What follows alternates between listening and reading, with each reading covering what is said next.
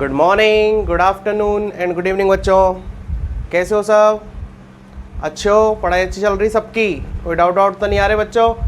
Doubt आए तो आप कमेंट पे डाला करो, कमेंट में हमसे पूछा करो, ठीक है बच्चों। तो आज हम लाए हैं इलेक्ट्रिक चार्जेज एंड फील्ड का लेक्चर नंबर 16, ठीक है। लास्ट क्लास में मैं लास्ट लेक्चर में आपको डिस्कस कर चुका था, गॉस थ्योरम के कुछ क्वेश्चंस कराए थे मैंने, ठीक है ना। और उससे पहले मैंने गॉस थ्योरम स्टार्ट की थी, ठीक है ना।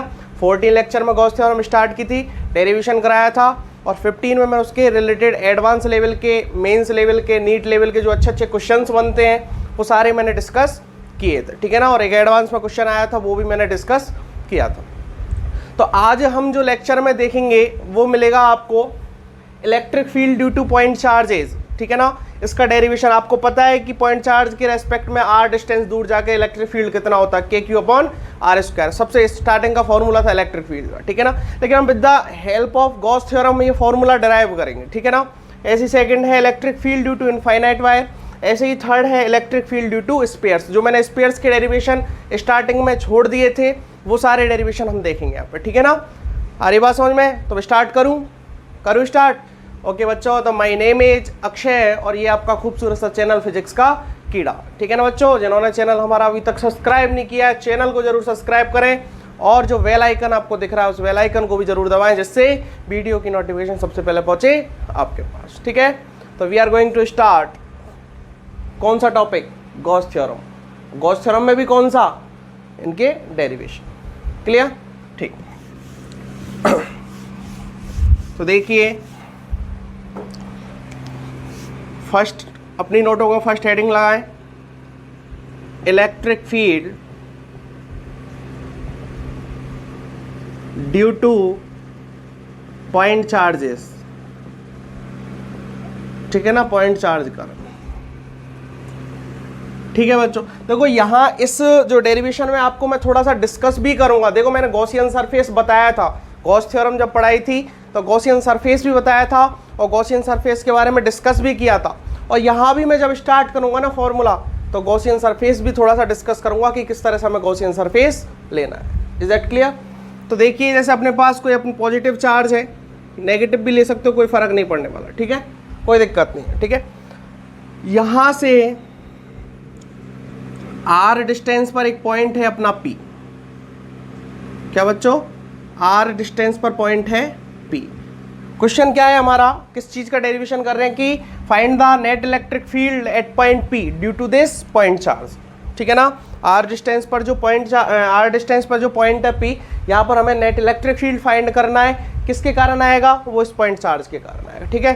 तो सबको पता है कि ईपी की जो वैल्यू आने वाली है, ठीक है बच्चों, वो आएगी के क्यू अपॉन आर स्क्वायर, ठीक है। लेकिन हम गॉस थ्योरम का यूज कैसे करेंगे तो वो हम देखेंगे यहाँ पर, ठीक है ना। तो सबसे पहले बच्चों हमें करना क्या है कि गॉसियन सरफेस बनाना है। आ रही बात समझ में? तो इलेक्ट्रिक फील्ड फाइंड करने का जब ऐसा क्वेश्चन आए और आपसे बोले कि find the electric field that point, find the electric field that point due to this, इस तरह से कोई भी क्वेश्चन आए, ठीक है ना, तो हमेशा गॉसियन सरफेस बनाओ। आ रही बात समझ में? और गॉसियन सरफेस कैसा बनाना है कि देखो, गॉसियन सरफेस हमेशा सिमेट्री होनी चाहिए, ध्यान रख लेना, सिमेट्री होनी चाहिए, ये भी ध्यान रखना, ठीक है ना। अब सिमेट्री कैसे होगी वो भी मैं आपको समझाऊंगा, ठीक है ना। तो मैं इस पॉइंट चार्ज को मानते हुए एक स्फीयर गॉसियन सरफेस बना रहा हूँ। सर्किल नहीं बनाया बच्चों, ये भी ध्यान रख लेना, कहीं कंफ्यूज मत हो जाना इस चीज में कि सर्किल बना दिया। ये सर्किल नहीं है, that is the sphere, solid sphere. Are you getting this? This is the solid sphere. इस तरह से मैंने इस पॉइंट चार्ज को सेंटर पर मानते हुए और एक स्मॉल आर डिस्टेंस का एक गॉसियन सरफेस बना दिया। तो बच्चों मैं क्या कहना चाह रहा था, गॉसियन सरफेस लेना कैसे, ठीक है ना। अब इस पॉइंट चार्ज के लिए स्फीयर ही क्यों गॉसियन सरफेस सुटेबल रहा, तो उसका रीजन ये है कि देखो यहाँ से आप सिमेट्री देखोगे ना, सिमेट्री में दिखाऊंगा अभी, ठीक है ना, क्यों सुटेबल रहा वो भी मैं दिखाऊंगा, सिमेट्री कैसे आई वो भी मैं दिखाऊंगा, ठीक है। पहले डिस्कस भी कर चुका हूँ और अब और करूंगा एक बार थोड़ा सा, ठीक है। तो एक चीज ध्यान रखना कि गॉसियन सरफेस जब बनाओ तो जिस पॉइंट पर इलेक्ट्रिक फील्ड फाइंड करना हो उस पॉइंट पे से वो गॉसियन सरफेस क्रॉस हो जाना चाहिए। यदि नहीं होता है तो गलत नहीं है, लेकिन क्वेश्चन को सॉल्व नहीं कर पाओगे। अरे बात समझ में? तो हो जाता है तो बहुत अच्छी बात है, ठीक है ना। Is that clear? अब देखिए, अब फॉर्मूला क्या होता है हमारे पास, surface integration of E dot D A is equal to sigma Q in upon epsilon naught. ठीक है, यही तो गॉस थ्योरम है। और क्या है, ये क्या है, फ्लक्स है। That is the flux is equal to net flux is equal to sigma Q in, मतलब जो आपने स्फीयर लिया, मतलब जो गॉसियन सरफेस लिया है, कहने का मतलब तो गॉसियन सरफेस के अंदर जितने भी चार्ज हैं वो total upon epsilon not. Okay, तो अब देखिए हमें ये E की वैल्यू फाइंड करनी है, ठीक है ना। तो इसको और सॉल्व करें एक बार। तो E D A cos theta equal to sigma Q in upon epsilon naught. अब अच्छा एक चीज ध्यान रखना कि मुझे एक बात बताओ, इस चार्ज के कारण इस स्फीयर के हर पॉइंट पर इलेक्ट्रिक फील्ड सेम रहेगा कि नहीं रहेगा, क्योंकि सिमेट्री है, ठीक है ना। और डिस्टेंस भी आर यहाँ, आर यहाँ, आर यहाँ, मतलब हर पॉइंट पर आर डिस्टेंस रहेगी इसके ऊपर ऊपर सरफेस पर इस चार्ज से, ठीक है ना। तो इलेक्ट्रिक फील्ड सेम रहेगा कि नहीं रहेगा। तो इलेक्ट्रिक फील्ड बच्चों सेम क्यों किया हमने, इलेक्ट्रिक फील्ड इसलिए सेम किया जिससे हम इस ई को इस इंटीग्रेशन से बाहर निकाल लें, ठीक है ना। आ रही बात समझ में। यदि इसको आप अंदर रहने दोगे तो इस तरह से कैसे इंटीग्रेशन करोगे, ठीक है। इंटीग्रेशन पॉसिबिलिटी नहीं है इस चीज की, ठीक है। दूसरी चीज, आप इस पॉइंट चार्ज के कारण कोई आप यहाँ पर एक एलिमेंट लो, ठीक है। इस एलिमेंट को लोगे तो यहाँ पर आप यदि ई की डायरेक्शन देखोगे कि इलेक्ट्रिक फील्ड किस डायरेक्शन में होगा, इस डायरेक्शन में है कि नहीं है। Are you getting this. और यदि इस एलिमेंट पर एरिया वेक्टर देखें तो वो भी इसी डायरेक्शन में है कि नहीं है, दोनों एक ही डायरेक्शन में आ गए। तो थीटा कितना हुआ यहाँ पे, 0 डिग्री हुआ। अब आप दूसरी जगह एलिमेंट ले लो, यहाँ ले लो, चलो, ठीक है ना। यहाँ एलिमेंट लोगे तो इससे मिलाओगे तो इलेक्ट्रिक फील्ड इस डायरेक्शन में होगा कि नहीं होगा, away from this point charge, ठीक है। और यहाँ हम एरिया वेक्टर देखें तो इसी डायरेक्शन में आएगा कि नहीं आएगा, आएगा नहीं आएगा। तो थीटा कितना होगा, 0 हुआ।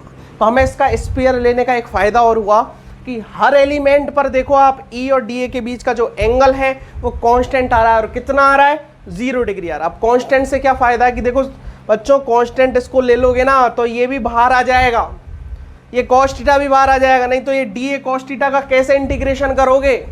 अरे बात समझ में। इसलिए कहने का मतलब मेरा ये है कि आप इस तरह से गॉसियन सरफेस लो कि सिमेट्री बनाओ, ठीक है ना, सिमेट्री से करो उसको, ठीक है। यदि आप नहीं लेते हो तो गॉस लॉ गलत नहीं है, ध्यान रख लेना, ठीक है ना। मैंने आपको एक लाइन बोली थी, इट इज ऑलवेज एप्लीकेबल, हमेशा एप्लीकेबल है, लेकिन यूजफुल कब है, जब उसको तुम तरीके से करो, ठीक है ना। अब इंटीग्रेशन सॉल्व नहीं कर पाओगे आप यदि गॉसियन सरफेस लेना चाहो तो। आप देखो पॉइंट चार्ज के कारण कैसा भी गॉसियन, ऐसे ले लो चाहे, ठीक है, अनसिमेट्री ले लो, कोई फर्क नहीं पड़ने वाला। लेकिन देखो आप हर एलिमेंट पर यहाँ एलिमेंट कट करोगे तो ई की डायरेक्शन तो इधर आएगी, डी एस के परपेंडिकुलर होगा, तो बीच में एंगल थीटा आ गया। फिर कहीं और थीटा अलग आएगा तो थीटा भी वेरिएबल रहेगा, ई की भी कोई गारंटी नहीं, ई भी वेरिएबल रहेगा। अब बताओ मुझे फिर कैसे इंटीग्रेशन को सॉल्व करोगे, नहीं कर पाओगे ना। तो इसलिए हमेशा एक तरह से सिमेट्री सोचना है। और एक चीज़ ध्यान रखना, क्वेश्चन जितने प्रैक्टिस करोगे अपने आप दिमाग में आ जाएगा कि इसके लिए क्या लें और इसके लिए क्या लें, ठीक है। तो अब देखिए यहाँ से थीटा 0 हो गया, E dot D A vector लगा दी, sorry, E dot D A cos theta 0 हो गया, ठीक है ना। एक काम करो, ई को भी बाहर ले लो, ई भी हर पॉइंट के लिए कांस्टेंट है, ठीक है ना। तो ई कांस्टेंट हो गया, ये D A equal to sigma Q in upon epsilon naught. अब बच्चों एक चीज ध्यान रखना कि integration of D A, are you getting this. तो डी ए हर एलिमेंट का आप ऐड करोगे तो ये आपने जो गॉसियन सरफेस लिया है इसका सरफेस एरिया आएगा कि नहीं आएगा, आएगा ना।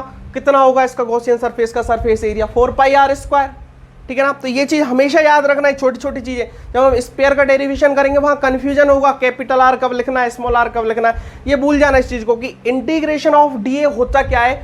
ये होता है कि जो गॉसियन सरफेस आपने लिया है उसका surface area, are you getting this, उसका surface area, that is called the integration of D A. अब देखिए यहां से कि ई डॉट 4π और r² equal to sigma Q in कितना है, इस स्पेयर जो गॉसियन सरफेस आपने माना है इसके अंदर टोटल नेट चार्ज कितना है, प्लस क्यू, इसको प्लस क्यू लिख दीजिए upon epsilon naught. Are you getting this, ठीक है। अब एक चीज और समझना बच्चों कि अब ये जो ई नॉट 4πr² लिखा है ना मैंने, इसको लर्न कर लेना। जब भी आप कोई गॉसियन सरफेस स्पेयर लेते हो, जब भी आप कोई गॉसियन सरफेस स्पेयर लेते हो तो हमेशा इतना स्टेप की लिखने की जरूरत नहीं पड़ेगी, आप डायरेक्ट इसको लिख देना, हमेशा यही रहेगा, ठीक है। याद रखना ये चीज, ठीक है। इतना टाइम खराब करने की जरूरत नहीं, बार बार सोचे अपन इस चीज को, ठीक है। तो अब देखिए कि यहां से और बात करें तो ई नीचे ले जाओ 4π को, तो q upon 4π epsilon not r² और 1/4π एप्सिलॉन नॉट को मैं क्या लिख सकता हूं, के, तो E equal to K Q upon are square. ठीक है, तो मुझे एक बात बताओ, यही फॉर्मूला मैंने पढ़ाया था ना इलेक्ट्रिक फील्ड का, पढ़ाया ना कि एक पॉइंट चार्ज के कारण उससे r डिस्टेंस दूर कोई पॉइंट P है, तो उस P पॉइंट पर जो नेट इलेक्ट्रिक फील्ड होता है वो होता है के क्यू अपॉन आर स्क्वायर। अब देखो आपके सामने डेरिवेशन भी किया with the help of Gauss theorem. Are you getting this? किसी को समझ में नहीं आया? ऐसा कोई है कि जिसको समझ में नहीं आया हो? ये बोलो, सबको आ गया समझ में? और नहीं आया तो बच्चों कमेंट वगैरह आप पूछना, मैं आपको क्लियर और अच्छी तरह से कर दूंगा। ठीक है ना? तो इस तरह से हमें ये क्वेश्चन सॉल्व करना है, ये इस तरह से डेरिवेशन आया है। ठीक है ना? तो समझ में आ गई कहानी, सिमेट्री कैसे लेना है, गॉस थ्योरम कैसे मानना है, क्लियर है? तो एक बार वीडियो को पॉज करके आप नोट कर लेना है, ठीक है? ठीक है, तो इसके बाद हम चलते हैं सेकंड डेरिवेशन पे। सेकंड डेरिवेशन क्या है अपना, वो भी हम कर चुके हैं इनफाइनाइट वायर का। ठीक है बच्चों, देखिए हमारे पास कोई एक इस तरह से इनफाइनाइट वायर, ठीक है, और यहां से पॉइंट R पर एक पॉइंट है P, यहां हमें नेट इलेक्ट्रिक फील्ड निकालना है, और इस वायर की जो लीनियर चार्ज डेंसिटी है वो गिवन है अपने पास। ठीक है ना, linear charge density that is the lambda, ये गिवन है बच्चों। ठीक है, और इस वायर से r डिस्टेंस सेपरेशन है। ठीक है ना, तो आपने पढ़ा था इलेक्ट्रिक फील्ड, जब मैंने पढ़ाया था वहां इसका डेरिवेशन भी कराया था मैंने। किससे कराया था? फाइनाइट वायर से कराया था। ठीक है ना, फाइनाइट वायर में जो θ1 θ2 आए थे उनको मैंने 90 डिग्री रख के और इनफाइनाइट वायर का डेरिवेशन बताया था कि इस तरह से इनफाइनाइट वायर का उसके परपेंडिकुलर r डिस्टेंस दूर किसी पॉइंट P पर कितना नेट इलेक्ट्रिक फील्ड होता है, that is the 2k lambda upon r। मैं लिख देता हूं EP इक्वल टू, रिजल्ट हमें पता है इसका 2k लैम्डा अपॉन r आना है। ठीक है, अब कैसे आएगा वो हम देखते हैं। ठीक है बच्चों, तो अब देखिए हम करना क्या है कि एक गॉसियन सरफेस बनाना है। ठीक है ना, ध्यान रखना वायर का जो गॉसियन सरफेस बनता है that is the cylinder. Sphere मत बनाना। अब स्पेयर कैसे बनाएगा बताओ? स्पेयर बन सकता है क्या? स्पेयर नहीं बनेगा यहाँ पे। स्पेयर क्यों नहीं बनेगा? क्योंकि आप नोटिस करना, बनाना, एक बार प्रैक्टिस करना इस चीज को भी कि स्पेयर आप बनाओगे तो हर पॉइंट पर इलेक्ट्रिक फील्ड सेम नहीं आएगा इस वायर के कारण। देखो आप इस तरह से मान लो स्पेयर गया यहाँ तक, तो यहाँ इलेक्ट्रिक फील्ड अलग होगा, यहाँ अलग होगा, इसके कारण यहाँ अलग हो जाएगा, यहाँ अलग हो जाएगा, पास आ रही है डिस्टेंस तो अलग अलग इलेक्ट्रिक फील्ड हो जाएगा। ठीक है ना, तो स्पेयर तो आप ले ही नहीं सकते। ठीक है ना, और भी चीज आप सोचा करो, ऐसे क्यूब क्यों नहीं ले सकते, क्यूबॉइड क्यों नहीं ले सकते, लेकिन जो हम ले सकते हैं वो मैं बता रहा हूँ, यहाँ पर केवल सिलेंडर हम ले सकते हैं। ठीक है ना, तो सिलेंडर कैसे लिया मैंने, और मैंने एक चीज और बोली थी कि गॉसियन सरफेस इस तरह से लेना है कि उसके सरफेस से जहां आपको इलेक्ट्रिक फील्ड निकालना है वो पॉइंट क्रॉस हो। ये बताया ना अभी मैंने लास्ट डेरिवेशन में, वो पॉइंट क्रॉस होना चाहिए। ठीक है, तो इस तरह से मैंने L लेंथ का, ठीक है, एक सिलेंडर ले लिया। और एक चीज ध्यान रखना, ये चार्ज है बच्चों। ठीक है, तभी तो इलेक्ट्रिक फील्ड फाइंड करेंगे। ठीक है, और चार्ज यूनिफॉर्मली डिस्ट्रीब्यूटेड है। नॉन यूनिफॉर्मली के केस में अपन गॉस थ्योरम नहीं लगा पाएंगे।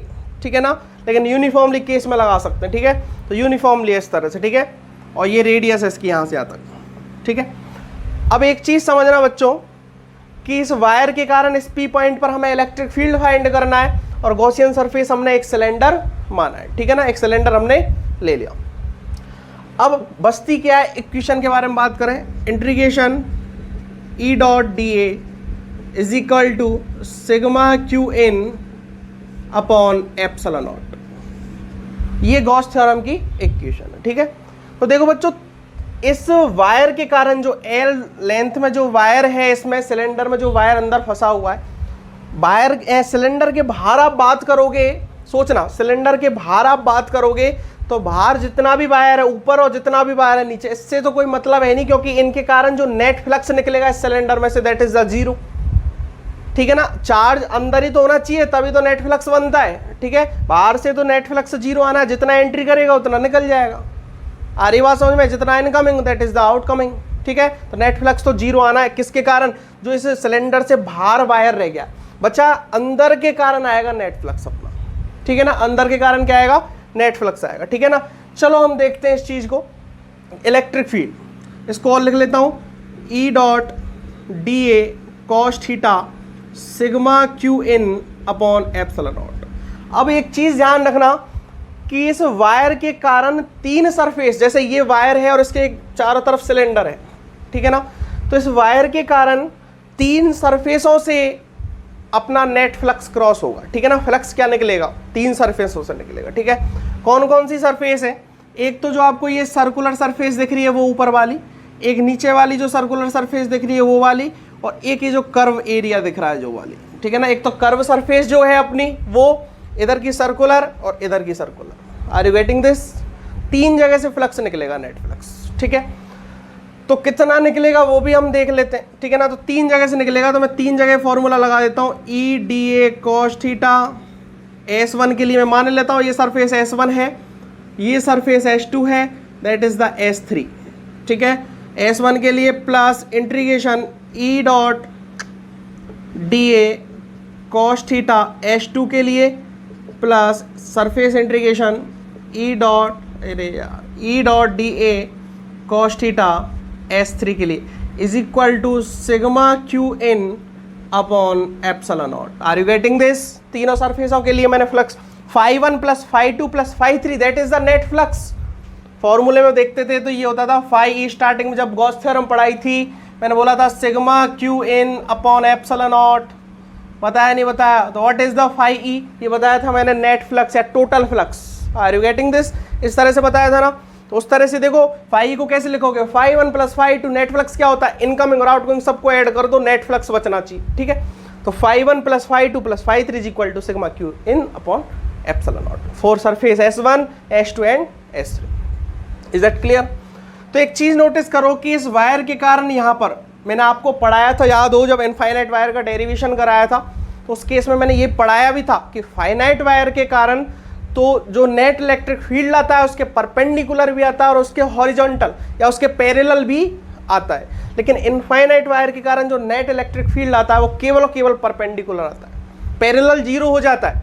कहने का मतलब इसके कारण यहाँ पे बात करोगे तो नेट इलेक्ट्रिक फील्ड केवल इधर बचेगा, इधर नहीं आएगा नीचे की तरफ। Are you getting this? तो मान लो आप यहाँ पे कोई एक सरफेस एरिया लोगे तो ये मान लो सरफेस एरिया पे ई तो इधर हो गया और डी ए भी इधर हो गया, ठीक है। लिख देंगे इसको भी S3 सरफेस का, ठीक है। आप यहाँ बात करके देखो, यहाँ बात करोगे तो परपेंडिकुलर इलेक्ट्रिक फील्ड होगा क्या, इलेक्ट्रिक फील्ड तो इस वायर के कारण इस डायरेक्शन में होगा, ये ई हो गया, और एरिया वेक्टर किधर होगा, ऊपर की डायरेक्शन में, that is D A, okay. और angle between E and D A that is the 90। तो इसके कारण इस सर्कुलर एरिया में तो फ्लक्स जीरो हो चुका है, थीटा 90 हो गया, कॉस 90 जीरो होता है।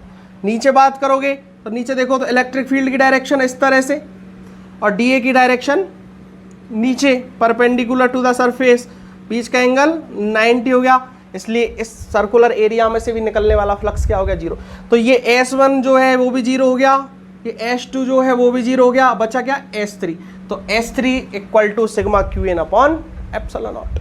नेट फ्लक्स केवल कर्व सरफेस एरिया से निकलेगा इस वायर के कारण।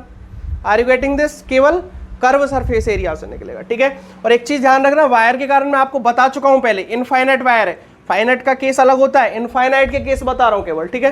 तो इनफाइनाइट वायर के कारण जो नेट इलेक्ट्रिक फील्ड होता है ना वो इस तरह से आता है, केवल वायर से अवे, इस डायरेक्शन में देखोगे तो इस डायरेक्शन में इस तरह से आएगा, ठीक है ना, वायर से अवे फ्रॉम द वायर आता, ठीक है। तो लिखते हैं, चलो ये तो जीरो हो गया, थीटा 90 हो गया तो ये जीरो हो गया, ठीक है। इंटीग्रेशन ऑफ, ठीक है बच्चों, ई को बाहर ले लो, सरफेस पर हर पॉइंट पर इलेक्ट्रिक फील्ड कांस्टेंट है कि नहीं है, देखो अब ये वायर है और इसके चारों तरफ जो सरफेस है cylinder part, curve surface area जो दिख रहा है आपको, तो यहाँ से आर, यहाँ से आर, यहाँ से आर, यहाँ से आर, इस वायर के चारों तरफ हर सरफेस पॉइंट पर जो कर्व सरफेस एरिया सिलेंडर का, उसके हर सरफेस पॉइंट पर नेट इलेक्ट्रिक फील्ड इक्वल है कि नहीं है, ठीक है। तो इक्वल है तो ई को बाहर ले लो, थीटा क्या है, जीरो हो गया, तो cos 0 1 हो गया, तो integration of D A is equal to sigma Q in. अब ये लिखना है हमें, what is the sigma Q in? Sigma Q in होता है कि जो आपने गॉसियन सरफेस माना है उस गॉसियन सरफेस के अंदर जो नेट चार्ज है वो लिखना है। समझना ये बात बच्चों, इनमें कंफ्यूज मत हो ना आप बार बार में, बहुत कंफ्यूज हो गए, नहीं आगे समझ में नहीं आया तो। What is the sigma Q in? Sigma Q in होता है कि जो आपने गॉसियन सरफेस माना है उसके अंदर नेट चार्ज कितना है, ठीक है ना। अब एक बात बताओ कि लीनियर चार्ज डेंसिटी लैम्डा है और एल लेंथ का वायर इसमें फिट हो रहा है सिलेंडर में, तो कितना नेट चार्ज होगा, लैम्डा एल होगा कि नहीं होगा। लैम्डा डी क्यू लिखते थे कि नहीं लिखते थे, लैम्डा डी क्यू लिखते थे क्या, सॉरी लैम्डा डी एक्स लिखते थे कि नहीं लिखते थे, D Q equal to lambda D X लिखते थे ना, लिखते थे। उसी तरह से तो है, एल लेंथ का वायर अंदर फंसा हुआ है, लैम्डा लीनियर चार्ज डेंसिटी है, तो कितना चार्ज इसके अंदर, एक यूनिट पर लैम्डा है तो एल यूनिट पर कितना होगा, एल लेंथ पर कितना होगा, that is the lambda L.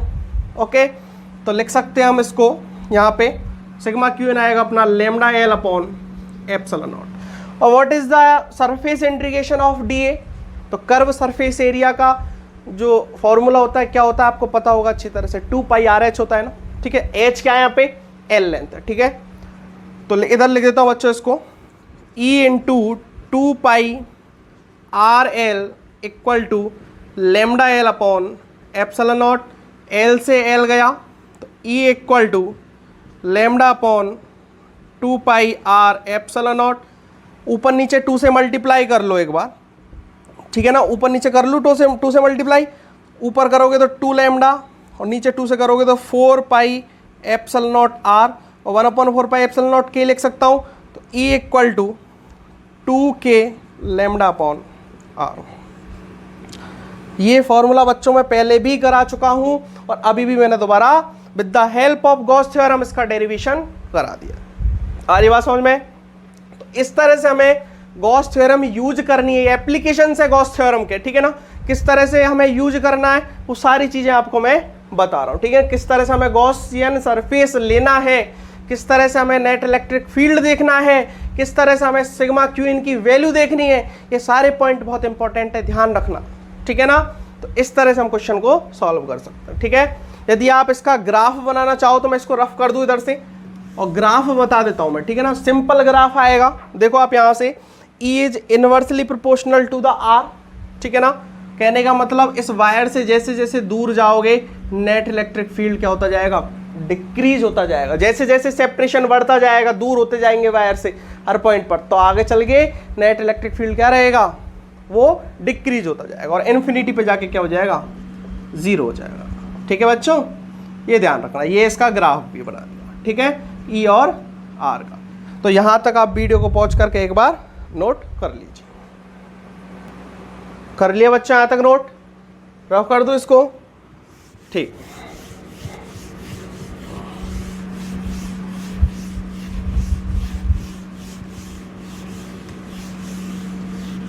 अब देखिए हम चलते हैं स्पेयर्स पे, ठीक है बच्चों, स्पेयर्स पे देखते हैं, ठीक है।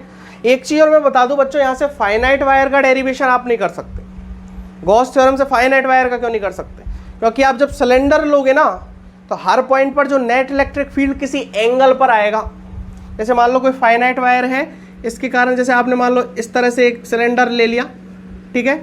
तो आप एक बार नोटिस करना, फाइनाइट वायर के लिए आपको मैंने बताया था कि किसी पॉइंट पर इलेक्ट्रिक फील्ड जो होता है एक तो इस डायरेक्शन में होगा और एक इस डायरेक्शन में, तो नेट इस डायरेक्शन में आएगा, इस वाले में, ठीक है ना। तो हर पॉइंट पर जो नेट इलेक्ट्रिक फील्ड है ना वो अलग अलग डायरेक्शन में आएगा क्योंकि थीटा अलग अलग होगा, ठीक है। तो इसलिए इससे इसको सॉल्व नहीं कर सकते, ठीक है ना। तो चले नेक्स्ट डेरिवेशन पे, स्पेयर्स के बारे में। तो जैसे कि मैंने आपको स्पेयर्स के बारे में बताया था, एक बार जल्दी जल्दी में मैं बता देता हूँ कि जो स्पेयर्स होते हैं वो 2 टाइप के होते हैं, that is the first of hollow sphere और second another is solid sphere. Hollow में भी 2 होते हैं, एक तो कंडक्टिंग, ये बच्चों मैं करा चुका हूँ रिवाइज एक बार, ठीक है ना। डेरिवेशन कराना मुझे केवल यहाँ, नॉन कंडक्टिंग, ठीक है ना। और यहाँ भी 2 होते हैं, एक तो कंडक्टिंग और एक नॉन कंडक्टिंग, ठीक है ना। हॉलो किसे बोलते हैं ये भी मैंने बताया था, सॉलिड किसको बोलते हैं। हॉलो का मतलब ये होता है कि कोई स्पेयर है उसके अंदर कोई मटेरियल नहीं भरा हुआ है, that is called the hollow sphere. Are you getting this? और सॉलिड किसको बोलते हैं कि कोई स्पेयर है उसके अंदर पूरा अंदर से फुल मटेरियल भरा हुआ, that is the solid sphere, ठीक है। अब कंडक्टिंग और नॉन कंडक्टिंग का मतलब क्या होता है, तो कंडक्टिंग के केस में क्या होगा कि कोई अपने पास चार्ज यदि हम इस स्पेयर को देते हैं, जैसे ये हॉलो था, ठीक है, और ये सॉलिड था, ठीक है। तो जैसे ही आप चार्ज दोगे इस स्पेयर को, मान लो +Q, तो वो जो चार्ज का डिस्ट्रीब्यूशन होगा वो केवल सरफेस पर होगा, that is called the conducting hollow sphere, ठीक है ना। केवल और केवल किस पे होगा, ठीक है, इस पे होगा। Are you getting this? Conducting का मतलब ही यही है, ठीक है ना, कि अंदर चार्ज नहीं जाएगा, बाहर केवल सरफेस पर ही डिस्ट्रीब्यूशन होगा। मैं कंडक्टर पढ़ाऊंगा ना तो बहुत अच्छी तरह समझाऊंगा इस चीज को, ठीक है। सेम कंडीशन यहाँ कंडक्टिंग का मतलब क्या है कि प्लस क्यू चार्ज दो इसको सॉलिड को, तो वो चार्ज केवल और केवल सरफेस पर ही डिस्ट्रीब्यूटेड। ये तो क्या है, कंडक्टिंग है, ठीक है ना। नॉन कंडक्टिंग का मतलब क्या है, देखो होलो के लिए नॉन कंडक्टिंग अलग कहानी होती है, क्योंकि अंदर मटेरियल भरा नहीं होता। अब नॉन कंडक्टिंग का मतलब ये होता है कि आप कोई चार्ज देते हो किसी स्फीयर को, चाहे किसी भी चीज को देते हो, तो वो जो चार्ज है वो अंदर डिस्ट्रीब्यूट होता है, ध्यान रखना, अंदर बंटता है वो, ठीक है। तो जैसे अब नॉन कंडक्टिंग का होलो स्फीयर का केस देखो आप, तो यहाँ अंदर तो कुछ मटेरियल है ही नहीं है, तो अभी भी चार्ज कहाँ बटेगा, सरफेस पर ही बटेगा, ठीक है। और यहाँ नॉन कंडक्टिंग का केस का मतलब अलग है, यहाँ मटेरियल है तो आप कोई प्लस क्यू चार्ज दोगे तो जो अंदर बटेगा पूरा चार्ज इस पे, ये ध्यान रखना। ये मैं सारी चीजें डिफाइन कर चुका हूँ, आप वीडियो देख लीजिए लास्ट जाके, ठीक है ना। लास्ट में मतलब आप हेडिंग डल रही होगी स्पेशली, आप देखिए वहाँ मैं सारे स्पीयर्स के डेरिवेशन, स्पीयर्स की जो फॉर्मूले के डेफिनेशन है वो सारी क्लियर की है मैंने वहाँ, ठीक है, तो वहाँ देख लेना आप, ठीक है। मैं अभी थोड़ा सा जल्दी जल्दी में बता रहा हूँ इस चीज़ को, ठीक। तो नॉन कंडक्टिंग का मतलब समझ गए कि जो चार्ज है वो स्पीयर के अंदर डिस्ट्रीब्यूट हो रहा है, ठीक है। तो ध्यान रखना, conducting hollow sphere, non conducting hollow sphere और कंडक्टिंग सॉलिड स्फीयर, इनकी कहानी तो एक ही है, लेकिन नॉन कंडक्टिंग सॉलिड स्फीयर की कहानी अलग होगी, ठीक है।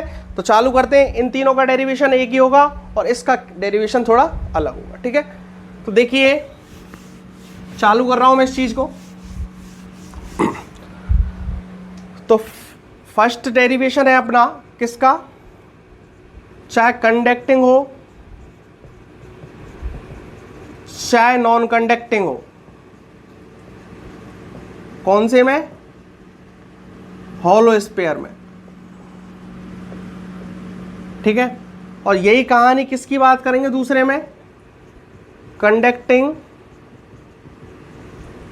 सॉलिड स्फीयर की। तीनों का केस एक जैसा ही है, ठीक है। चार्ज कहाँ होता है, सरफेस पर ही डिस्ट्रीब्यूट होता है, ठीक है।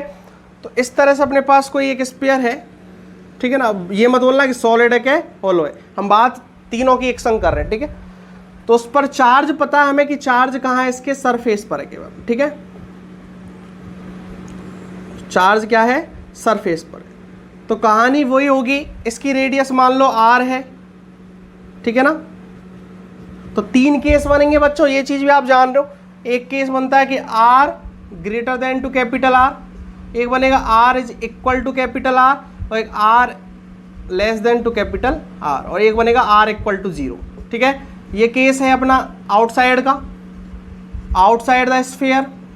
ये केस है अपना सरफेस, और ये केस है अपना इनसाइड द स्फीयर, और ये केस है अपना सेंटर, ठीक है ना। सेंटर और इनसाइड की केस तो लगभग सेम रहेंगे, ठीक है। आ रही बात समझ में? तो देखते हैं, चलो इस पर क्यू चार्ज दिया, ये भी ध्यान रखना, ठीक है ना, प्लस क्यू चार्ज दिया, ओके। अब करना क्या है, यहां से स्मॉल r डिस्टेंस पर, ठीक है ना, एक पॉइंट है P, यहां पर नेट इलेक्ट्रिक फील्ड फाइंड करना है। और आपको पता है कि नेट इलेक्ट्रिक फील्ड क्या होता है, KQ/r² होता है, ये आपको बताया मैंने, फॉर्मूले बता दिए पहले, ठीक है ना। तो इस स्फीयर के कारण चाहे कंडक्टिंग हो चाहे नॉन कंडक्टिंग हो चाहे कंडक्टिंग सॉलिड स्फीयर हो, आर यू गेटिंग दिस, जो नेट इलेक्ट्रिक फील्ड होगा कहाँ, स्फीयर के बाहर, आउटसाइड द स्फीयर, किसी पॉइंट P पर, दैट इज द कितना होगा, KQ/r², ठीक है। तो चलो देखते हैं, इसमें भी वही हमें गॉसियन सरफेस बनाना है। तो हमेशा याद रखना, देखो मैंने बोला कि जितने क्वेश्चन प्रैक्टिस करोगे उतने आसानी से समझ में आएगा, ठीक है। तो इसके जो स्फीयर के लिए जो गॉसियन सरफेस बनता है वो एक दूसरा स्फीयर बनता है, ठीक है ना। तो मैंने बोला कि इसको मानते हुए एक स्फीयर बना दो, वो पॉइंट इस पॉइंट से क्रॉस होना चाहिए, गॉसियन सरफेस इस पॉइंट से क्रॉस होना चाहिए, ठीक है ना। और फॉर्मूला क्या होता है, ये आपको पता है कि integration E.dA is equal to sigma Qn/ε0। और जो ये पॉजिटिव है ना, इसकी डेंसिटी भी मान लो आप, ठीक है ना, चार्ज डेंसिटी मानना चाहो तो, क्योंकि लास्ट में फॉर्मूले को दोनों तरह से बताऊंगा मैं, ठीक है। तो चार्ज डेंसिटी सिग्मा मान लो, ठीक है। आर्यवास में एरिया में बटा हुआ है, वॉल्यूम में नहीं बटा यहाँ पे, ठीक है, एरिया में, ठीक है, लेंथ पर भी नहीं बटा, एरिया में बटा हुआ है, इसलिए मैंने सिग्मा मान ली, ठीक है। तो अब देखिए ई dot D A sigma Q in upon epsilon naught, तो सारी कहानी वही वाली बात है, ठीक है। यहाँ से आप बात करोगे इस पॉइंट पर कोई भी एलिमेंट ले लो, यहाँ एलिमेंट ले लो, ठीक है ना, यहाँ एलिमेंट लिया आपने तो ई किधर आएगा, ई इस डायरेक्शन में आएगा, आएगा कि नहीं आएगा, इसके कारण डी ए किधर आएगा, डी ए भी इधर आएगा, आएगा कि नहीं आएगा। यहाँ एलिमेंट ले लो तो ई किधर आएगा, इधर आएगा, डी ए किधर आएगा, इधर ही आएगा। तो थीटा तो जीरो होना है, लिख देता हूँ आगे चल के इसको, E dot D A cos theta sigma Q N upon epsilon naught. तो थीटा तो बच्चों जीरो होना ही है, और थीटा जीरो हो गया मतलब कॉस जीरो 1 हो गया। इलेक्ट्रिक फील्ड हर पॉइंट पर सेम रहेगा कि नहीं रहेगा, रहेगा। और डी ए लिख देंगे अपन 4 पाई आर स्क्वायर। मैंने ये चीज़ आपको पहले अभी थोड़ी देर पहले बताई है कि कभी कोई स्फीयर यदि आप गॉसियन सरफेस मानते हो तो इस स्टेप को डायरेक्ट लिख दो E dot 4 pi R square. ये ध्यान रखना, टाइम खराब नहीं करना है हमें, E dot 4 pi R square direct लिख दो। What is the R, confuse मत होना यहाँ पे, ठीक है। मैं दोबारा से समझा देता हूँ एक बार, कंफ्यूज मत होना लेकिन, ठीक है ना, कि ई dot D A cos theta क्या हो गया, 0 हो गया, ई को बाहर ले लो, ठीक है। Surface integration of D A sigma Q N upon epsilon naught, ठीक है ना। What is the integration of D A, समझना what is the integration of D A. तो जो गॉसियन सरफेस लिया है तुमने उसका सरफेस इंटीग्रेशन आप सोच के देखो इसको, डी ए को क्या बोल सकते हो आप, इंटीग्रेशन ऑफ डी ए। तो जहां आपने एलिमेंट लिया है उसका ही तो लिमिट वहीं तो लगेगी उसकी, ठीक है ना। तो D A D A D A D A इस पर पूरे पर लोगे, और आर स्मॉल आर डिस्टेंस का एक स्फीयर है गॉसियन सरफेस, ठीक है ना। तो क्या होगा integration of D A, that is the 4 pi small R square, ठीक है। तो E dot 4 pi R square sigma Q in क्या होता है ये भी समझना। सिग्मा क्यू इन होता है कि जो आपने गॉसियन सरफेस माना है उसके अंदर कितना चार्ज है, तो बताओ कितना चार्ज है, अंदर पूरा क्यू चार्ज है, पूरे स्फीयर पर चार्ज पूरा इसमें गॉसियन सरफेस में आ रहा है, तो इसको क्यू लिख दो, क्यू अपॉन एप्सिलॉन नॉट। तो इसको नीचे लेके जाओगे तो ई इक्वल टू देखो 4 pi Q upon 4 pi epsilon naught और आर स्क्वायर, ये 1/4 पाई एप्सिलॉन नॉट के बन गया, तो ये आ गया के क्यू अपॉन आर स्क्वायर। ये डेरिवेशन था इसका, ठीक है, कि किसी सॉलिड स्फीयर में कंडक्टिंग का केस और हॉलो स्फीयर में कंडक्टिंग और नॉन कंडक्टिंग का केस। कहने का मतलब चार्ज का डिस्ट्रीब्यूशन यदि सरफेस पर हो रहा है तो उस केस में जो आउटसाइड पॉइंट होता है तो वहां पर जो नेट इलेक्ट्रिक फील्ड होता है that is the K Q upon small R square. यदि इसको चार्ज डेंसिटी की फॉर्म में सिग्मा के फॉर्म में लिखना चाहो इस फॉर्मूले को तो लिख सकते हो, ठीक है। कैसे लिख सकते हो, what is the value of sigma, तो सिग्मा की वैल्यू बच्चों क्या आएगी मुझे बताओ। What is the sigma, sigma होता है चार्ज डेंसिटी या कह सकते हैं area charge density. Are you getting this, area charge density मतलब पर यूनिट एरिया में कितना चार्ज है, that is called the area charge density, ठीक है। तो पर यूनिट एरिया में कितना चार्ज है कि टोटल क्यू चार्ज है मान लो इस पूरे स्फीयर पे, ठीक है। और टोटल सरफेस एरिया कितना है इसका 4 पाई कैपिटल आर स्क्वायर, और आर जो कैपिटल आर रेडियस का स्क्वायर ही तो है ये, तो 4 pi capital R square that is the value of sigma.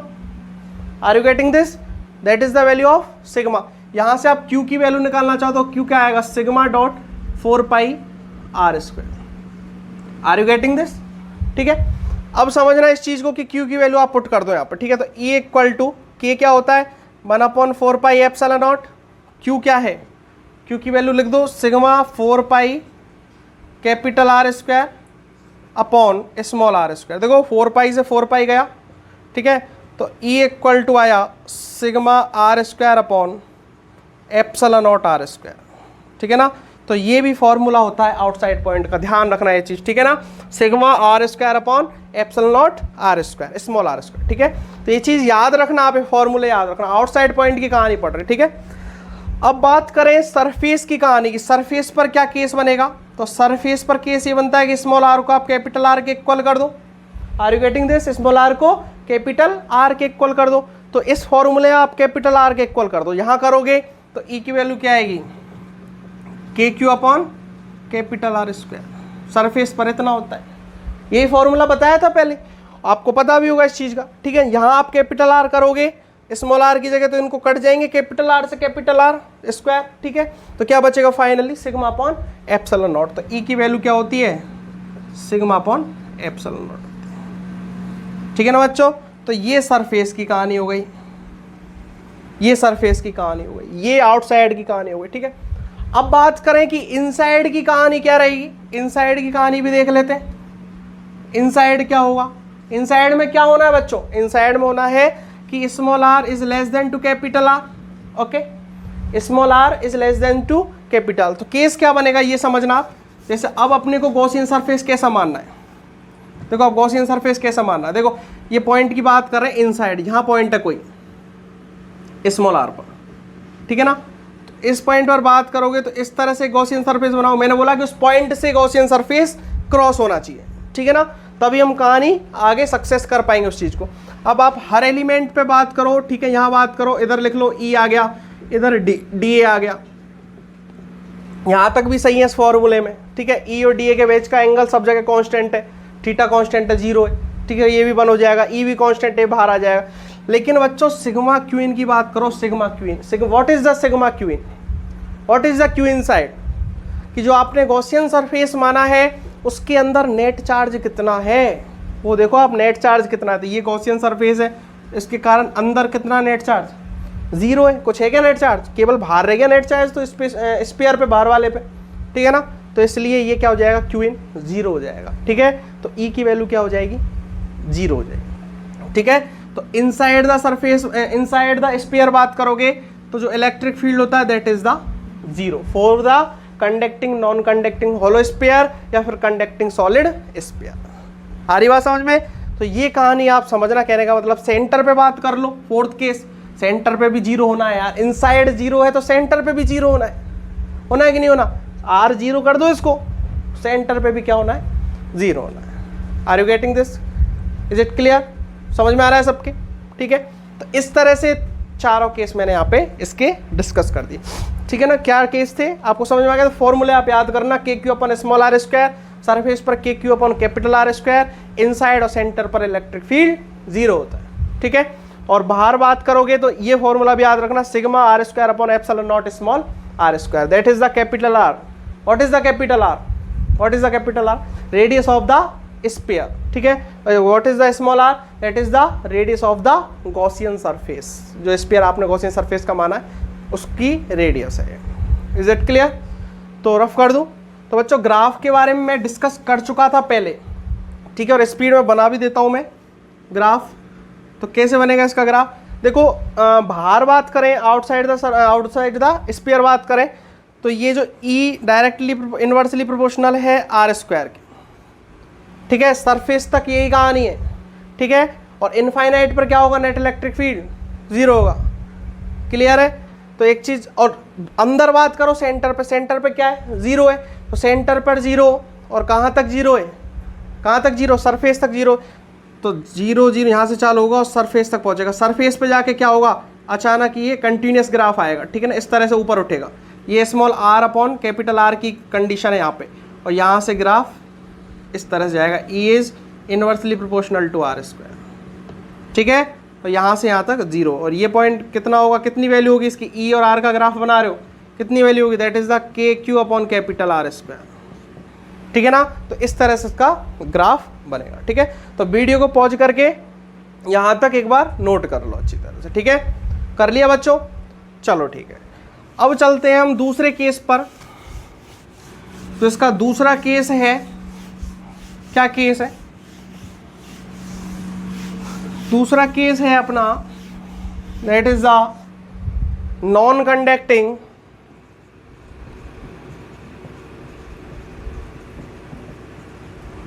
Conducting solid sphere, ठीक है ना। नॉन कंडक्टिंग की कहानी देखेंगे अब। तो अब क्या होगा, वही अपने पास एक स्फीयर है, ठीक है ना, और स्फीयर पर चार्ज अब अंदर बटा हुआ, नॉन कंडक्टिंग का केस और सॉलिड स्फीयर है, ये भी ध्यान रखना।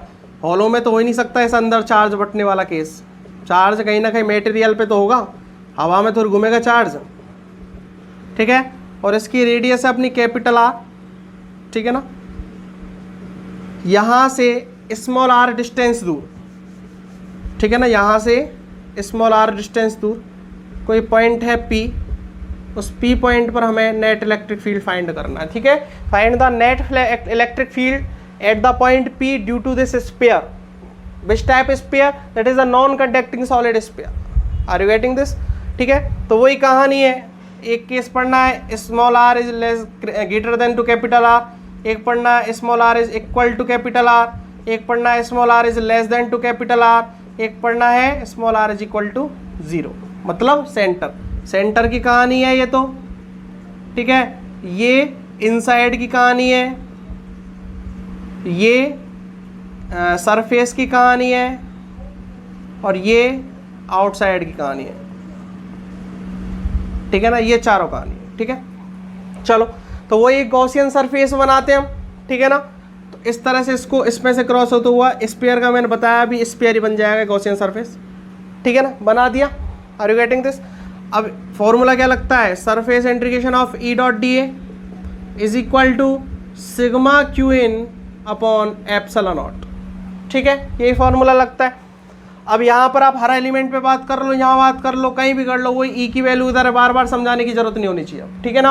ई की वैल्यू भी इधर है और डी ए की वैल्यू भी इधर है, तो एंगल क्या है 0। और मैंने आपको एक बात बताई थी कि कोई भी आपके सामने गॉसियन सरफेस यदि सॉलिड स्फीयर बनता है या कोई स्फीयर बनता है, उस केस में आप डायरेक्ट लिख दो E.4πr², ठीक है ना। तो ये चीज़ ध्यान रखना, मैं बार बार बता रहा हूँ इस चीज़ को, फिर भी लिख देता हूँ मैं, E cos theta equal to sigma Q in upon epsilon naught, ठीक है। What is the E constant, E को बाहर ले लो, ठीक है ना। cos थीटा, थीटा कितना है 0 है हर एलिमेंट के लिए, तो integration of D A, are you getting this, ठीक है, sigma Q in upon epsilon naught, ठीक है। एक चीज ध्यान रखना, चार्ज डेंसिटी इसकी रो दे रखी है, दोनों टर्म में निकालेंगे हम फॉर्मूला, चार्ज डेंसिटी कितनी है, रो है, ठीक है। तो what is the sigma Q in, what is the sigma Q in, आप वैल्यू पुट कर दो यहाँ पे क्यू की, सिग्मा क्यू इन मतलब कितना है इनसाइड गॉसियन सरफेस के अंदर कितना चार्ज है, क्यू चार्ज है, क्यू दिया है इसको चार्ज, ठीक है, टोटल चार्ज क्या पूरा आ रहा है ना स्फीयर, तो क्यू लिख दो, और E.4π स्मॉल आर स्क्वायर होगा ये वाला, ध्यान रखना, ठीक है। और ये क्यू अपॉन एप्सिलॉन नॉट, इसको नीचे ले जाओगे तो E equal to 1/4π epsilon naught Q upon small R square, और ये क्या हो गया, के हो गया, तो E is the K Q upon small R, और होना भी चाहिए था, मैंने आपको पहले बता ही चुका हूँ फॉर्मूला, ठीक है। तो एक चीज़ ध्यान रखना पर बच्चों, कोई सा भी स्फीयर हो, समझना मेरी बात को, कोई सा भी स्फीयर हो, चाहे सॉलिड हो चाहे हॉलो हो, दोनों ही केस हो, चाहे नॉन कंडक्टिंग हो कंडक्टिंग के केस हो, आउटसाइड यदि बात करोगे तो जो नेट इलेक्ट्रिक फील्ड होता है ना, that is the K Q upon are square, ठीक है ना। कोई सा भी स्फीयर हो, इसकी कर लो या इससे पहले की कर लो, तो K Q upon small R square ही होता है, ये ध्यान रखना आप, ठीक है ना, हमेशा यही रहेगा, ठीक है। अब ये बनता कैसे, देखो आप क्या करना है, इस स्फीयर को, और क्वेश्चनों में ऐसे नहीं मत कर देना कहीं, लेकिन स्फीयर के केस में होता क्या है कि इस पूरे चार्ज को इसके सेंटर पर मान लो, पूरे चार्ज को इसको सेंटर पर मान लो, और सेंटर पर मान के क्वेश्चन को सॉल्व कर दो। देखो सेंटर पर मान के आर डिस्टेंस पे पॉइंट चार्ज के कारण कितना होता है इलेक्ट्रिक फील्ड, के क्यू अपॉन आर स्क्वायर, तो इस तरह से कर देते हैं इसको, ठीक है ना। आ रही बात समझ में, क्लियर है यहाँ तक। और टर्म इसको बढ़ाना चाहो आप, क्यू की जगह रो की वैल्यू में टर्म में आप लिख सकते हो, मैं बाद में बताऊंगा उस चीज़ को, ठीक है। अब बात करें सरफेस की कहानी, एट सरफेस, तो सरफेस पे बात करोगे तो small R is equal to capital R आना है, ठीक है ना। तो सरफेस पे बात करोगे तो फॉर्मूला क्या हो जाएगा, ई equal to K Q upon capital R square. और ये बात समझ में, सरफेस तक इस तरह से मान सकते हैं इसको, ठीक है ना, सरफेस तक के Q upon capital R square, ठीक है। अब बात करें इनसाइड की, ठीक है ना, तो आपके इनसाइड 0 मत कर देना, ठीक है। इनसाइड का कहानी दोबारा से कहूँगा मैं, इसको नोट कर लेना, ठीक है। दोबारा से बनाता हूँ डायग्राम, मजा इस इनसाइड की कहानी में ही बस, और कुछ नहीं, ठीक है। तो इस तरह से मान लो आपके पास क्या है, एक स्फीयर है, सॉरी बड़ा बनाता हूँ थोड़ा, इस तरह से आपका क्या है, एक स्फीयर है, और इसकी रेडियस है स्फीयर की, that is the capital are, यहाँ से यहाँ तक क्या है, कैपिटल आर, ठीक है। और ये स्फीयर पूरा बाहर नहीं अंदर चार्ज है, ठीक है।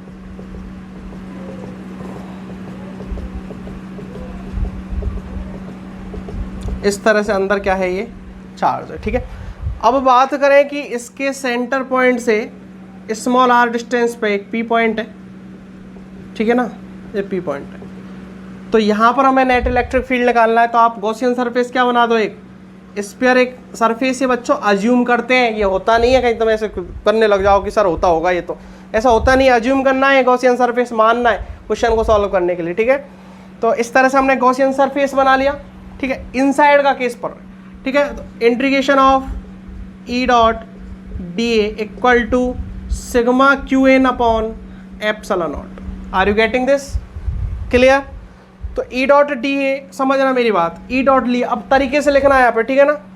ई डॉट डी ए क्या लिखोगे? तो आप, मैंने बोला था आपको स्पेयर मानना है, स्पेयर माना है तो डायरेक्ट लिख दो E dot 4 pi R square. फिर भी मैं लिख देता हूँ कि बार बार लिखना पड़ता है मुझे, E D A cos theta sigma Q N upon epsilon naught. E constant है, बाहर ले लो, कॉस थीटा 0 हो जाएगा हर एलिमेंट के लिए, यहाँ से यहाँ बात कर लो, इधर ई होएगा और इधर ही डी ए होगा, ठीक है ना।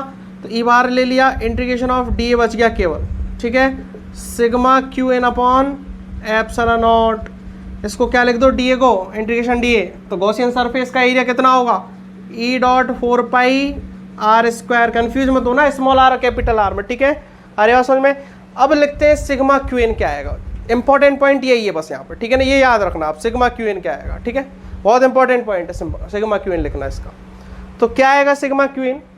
तो सिग्मा क्यू एन आएगा जो आपने गॉसियन सरफेस लिया है उसके इनसाइड टोटल चार्ज क्या है, उसके इनसाइड। तो अब जीरो भी नहीं कह सकते, बताओ जीरो कह सकते हो क्या? इनसाइड चार्ज है, ठीक है ना ही आप अब क्यू कह सकते हो क्योंकि कुछ बाहर है कुछ अंदर है, टोटल है क्यू तो पूरे स्फीयर पे टोटल चार्ज है, लेकिन इनसाइड पूछा है केवल, इनसाइड कैसे लिखेंगे? तो इनसाइड को लिखने का तरीका समझो आप, ठीक है। तो चार्ज डेंसिटी क्या है अपनी? रो है, चलो ठीक। तो what is the value of rho? Rho की वैल्यू लिखना चाहें हम तो क्या आएगी बताओ, कि टोटल चार्ज क्यू और टोटल एरिया कितने में बटा हुआ है, volume, sorry total volume 4/3 pi R Q. बताओ मुझे सही लिखा है गलत लिखा है? वॉल्यूम चार्ज डेंसिटी है ये रो, ठीक है। What is the volume charge density? तो चार्ज पर यूनिट वॉल्यूम, एक यूनिट वॉल्यूम में कितना चार्ज है, that is the volume charge density. Are you getting this? ठीक है, तो उस हिसाब से मैंने इसको लिख दिया, टोटल चार्ज कितना पूरे स्फीयर पे क्यू है और कितने वॉल्यूम में बटा हुआ है 4/3 पाई आर क्यू। एक चीज ध्यान रखना, ये जितने भी डेरिवेशन अभी तक हम कर रहे हैं सब यूनिफॉर्म के केस में कर रहे हैं, नॉन यूनिफॉर्म के केस में नहीं कर रहे। नॉन यूनिफॉर्म की कहानी अलग ही हो जाएगी, वेरिएबल रो हो जाएगा, और वेरिएबल रो का मैं एक क्वेश्चन कराऊंगा, आप देखना उसको, ठीक है ना, तब मैं समझाऊंगा इस चीज़ को। लेकिन अभी हम किसके लिए पढ़ रहे हैं? केवल यूनिफॉर्म का केस पढ़ रहे हैं। तो यूनिफॉर्म के केस में लिख सकता हूँ मैं rho equal to Q upon 4/3 pi R Q. अब यदि वही वाली कहानी होगी, मैं बार बार आपको सिखाता हूँ कि 5 किलो का मूल्य इतना है तो 1 का इतना होगा, 10 का इतना होगा, ठीक है ना, इस तरह से करते हो ना। तो इस पूरे वॉल्यूम पर चार्ज क्यू है तो 1 पर कितना होगा, दैट इज द रो। और इस जो गॉसियन सरफेस के अंदर जो वॉल्यूम आ रहा है उस पर कितना होगा, मल्टीप्लाई इनटू इस वॉल्यूम को कर दो, ठीक है, that is the sigma Q in आएगा। तो what is the value of sigma Q in? That is the Q in is equal to rho into 4/3 pi small R Q. Small R Q क्योंकि इस अंदर का area कितना है, ओ sorry इसका volume कितना है, that is the 4/3 pi small R cube. Are you getting this?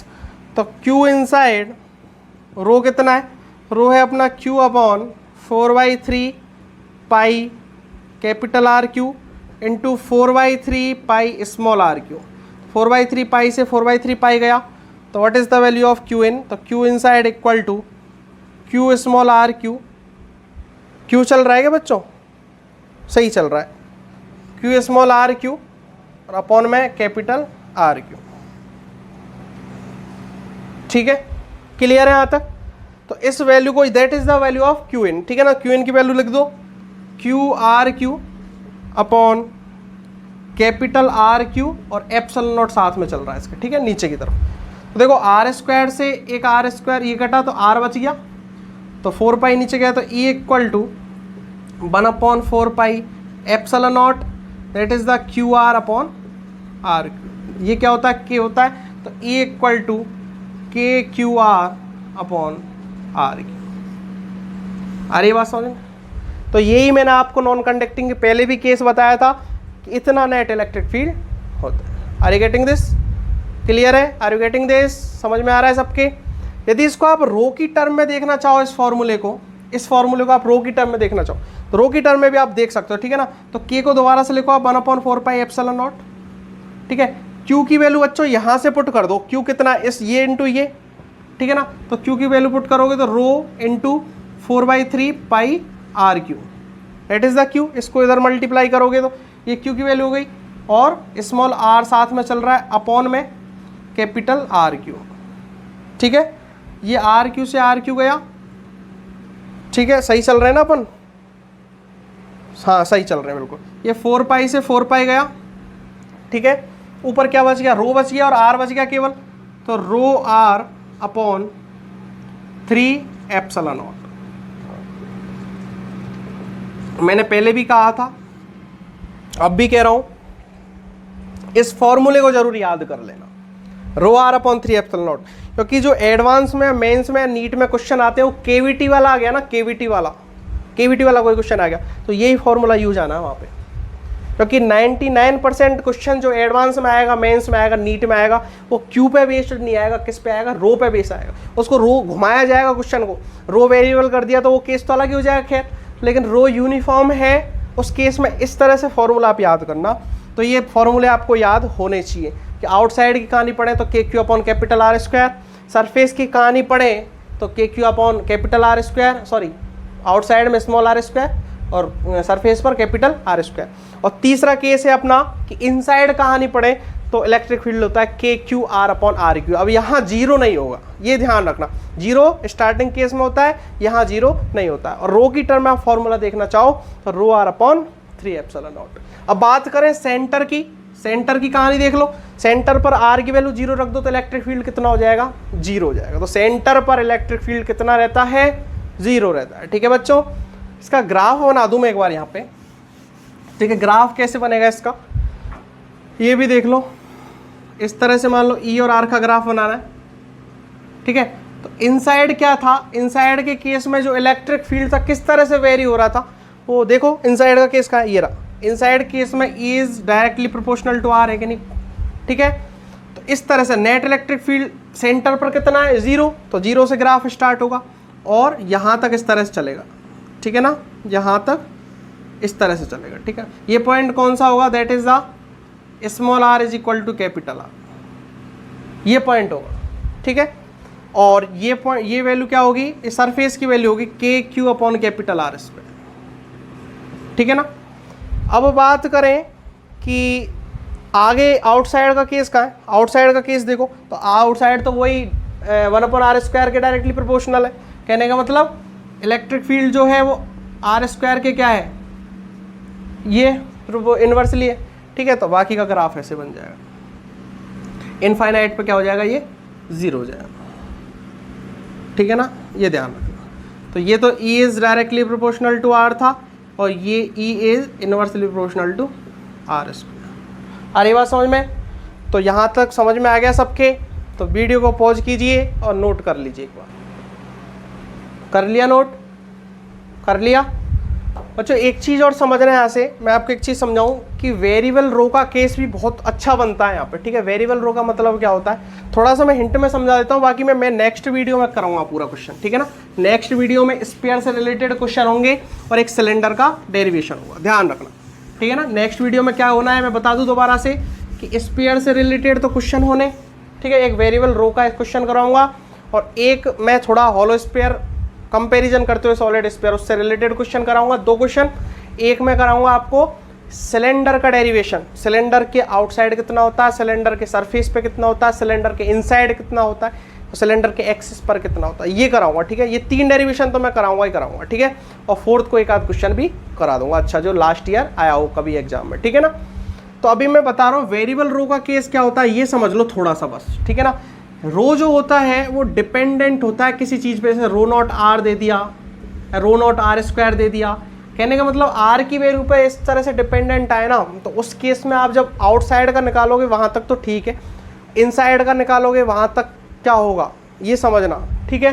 तो आउटसाइड इनसाइड दोनों में ही आती है दिक्कत, तो ठीक है ना। क्या दिक्कत आती है कि जो चार्ज होता है ना बच्चों, वो चार्ज जैसे मान लो आप इनसाइड बात करोगे तो इनसाइड जो कहानी रहेगी चार्ज की, वो चार्ज चेंज हो जाएगा। अब चार्ज या कोई फिक्स नहीं है, आप ऐसे नहीं कर सकते कि Q/4/3 अभी किया था ना, Q/4/3 पाई आर क्यू, इस तरह से करके वॉल्यूम से डिवाइड करके और फिर मल्टीप्लाई कर दे, इस तरह से नहीं होगा, फिर इसका भी इंटीग्रेशन होके होता है क्वेश्चन। आ रही बात समझ में?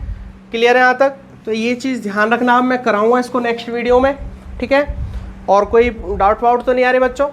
डाउट आए तो आप कंसल्ट किया करो रेगुलरली आप कंसल्ट किया करो इस चीज़ को, ठीक है ना। और कोई भी प्रॉब्लम हो आप कमेंट कर लो, ठीक है। फेसबुक पे जाके हमारा जो चैनल है उसका पेज भी बना हुआ है फेसबुक पर, फिजिक्स का कीड़ा, आप सर्च कीजिए मिल जाएगा एक बार में, ठीक है। वहाँ से आप मुझसे कांटेक्ट भी कर सकते हो, ठीक है बच्चों। तो क्लियर है? सीट के क्वेश्चन करते रहो, जो भी आपके इंस्टीट्यूट की सीट है उसके क्वेश्चन करते रहो।